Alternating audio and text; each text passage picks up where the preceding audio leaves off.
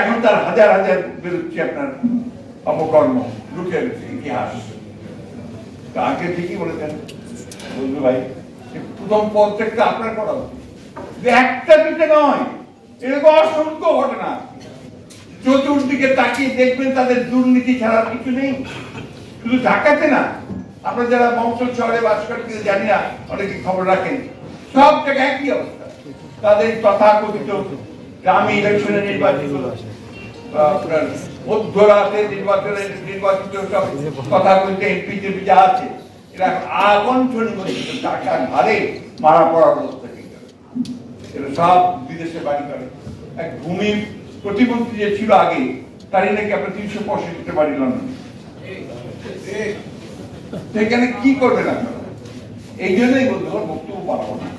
আমরা তো বয়স হয়ে গেছে, বলেছেন, আমরা কি এখন আর রাইফেল ধরতে পারবো? আমরা কি রাস্তায় দাঁড়িয়ে ওইভাবে মারামারি করতে পারবো? পারবো না। আমাদের দরকার জ্ঞান জেনারেশন।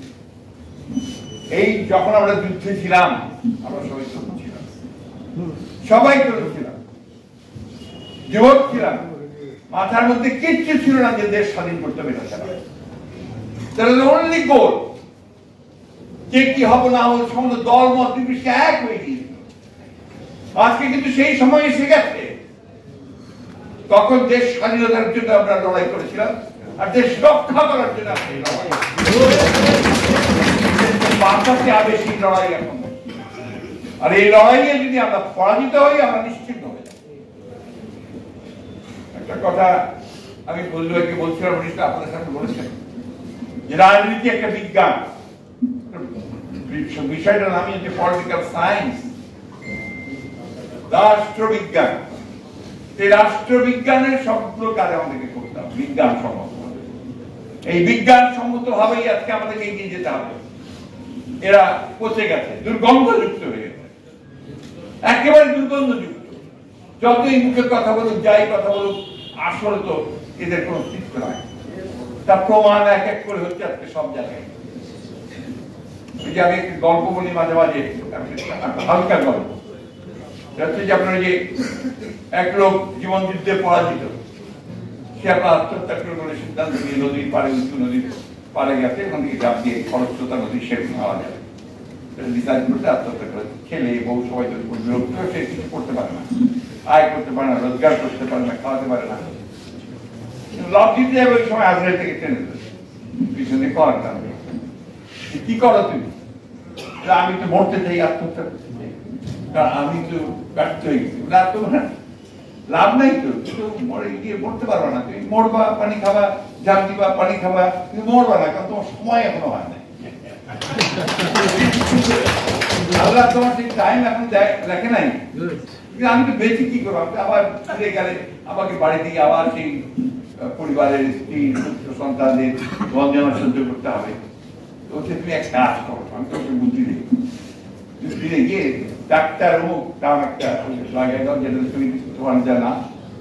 আমি ডাক্তার কিছুই জানি না, আমি ডাক্তারি করবো। তুমি শুরু করো না, একটা জিনিস খেয়াল রাখবে, তোমাকে যখন ডাকতে আসবে রোগী, তখন যদি দেখো যে আমি তার পায়ের কাছে বসে আছি বা দাঁড়িয়ে আছি, তুমি ছাড়া আমাকে কেউ দেখতে পাবে না, তাহলে বুঝবো রোগীকে তুমি যে ওষুধের দাও কেন বেঁচে উঠবে। আর যদি দেখো আমি মাথার কাছে আছি, তাহলে বুঝবো ওকে যে ওষুধই দাও সে বাঁচে। তো এই 11-3 দিনের মধ্যেই তো সে আপনার ডাক্তারি শুরু করেছে, রমরমা প্র্যাকটিস। আর এই ধন্বন্তরী ডাক্তার, যাকে বলে বাঁচবে সে বাঁচে, যাকে বলে মরে যাবে সে মরে যায়। আপনার কিছুদিনের মধ্যে বাড়ি টাড়ি গাড়ি সব হয়ে গেল।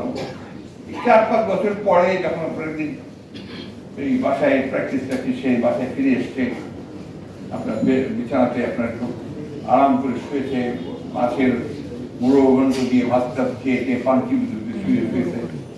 তারপর তন্দ্রা হঠাৎ দেখে যে মাথার কাছে আসে, দিতে যাবে, আমার মাথার কাছে ভাই ফোন করে ঘুরে পাটা দিয়ে দিতে আসবে। আবার যখন মুহূর্তের মধ্যে দেখা যায় আবার মাথার কাছে বন করে ঘুরতে শুরু করতে, তখন বলছেন তোমার এই বন করে ঘুরে আর কোনো লাভ নাই, তোমার সময় হয়ে গেছে। এই অবস্থা তাই সময় হয়ে গেছে, ঘোরাঘুরি অনেক করেছেন, বহু করেছেন, এখন দয়া করে ঘোরাঘুরি বন্ধ করে সঠিকভাবে যেন আপনার দাফনটা ঠিক মতো হয়, আপনার মানুষ আপনাকে মনে রাখতে পারে, সেইভাবে চিন্তা ভাবনা করে আপনারা